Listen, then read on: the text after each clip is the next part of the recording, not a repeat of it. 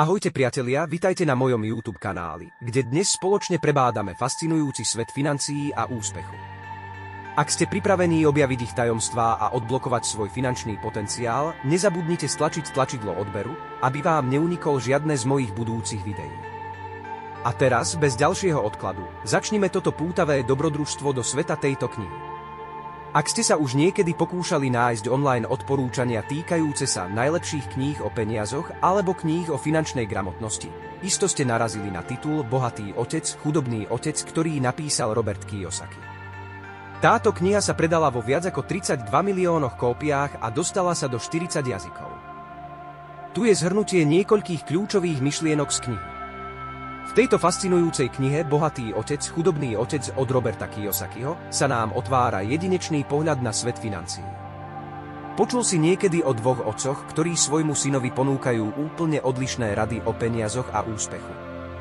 No práve toto je základná myšlienka tejto knihy. Chudobný otec vyznáva vieru v bezpečné zamestnanie, stabilný príjem a postupné stúpanie po kariérnom rebríčku. Je to obraz vzdelaného profesora s istou prácou na vysokej škole. Naopak, bohatý otec, otec najlepšieho kamaráta autora, je podnikateľ so záujmom o viaceré zdroje príjmu. Verí v to, že vzdelanie o peniazoch je kľúčom k úspechu a odporúča hľadať prácu, ktorá poskytuje vzdelanie o fungovaní biznisu. Pri nákupoch sa ukazuje ďalší rozdiel. Bohatí ľudia pri nákupoch uvažujú nielen o momentálnom potešení, ale aj o budúcom zisku. Predstav si dom, ktorý nie len obývaš, ale aj prenajímaš, zabezpečujúc si tak ďalší príjem. Naopak, chudobní sa často sústredia len na spotrebiteľské nákupy bez ohľadu na budúce investičné prínosy. Ako hovorí bohatý otec, je kľúčové naučiť sa, ako nechať peniaze pracovať pre teba.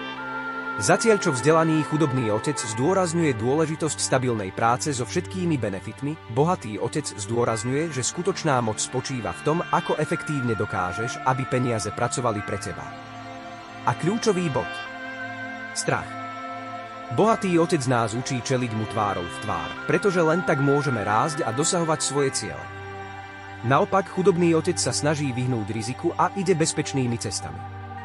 A nakoniec hľadanie príležitostí. Bohatý otec nám dáva radu, aby sme sa nevyhýbali príležitostiam tým, že sa pýtame, ako by som si to mohol dovoliť.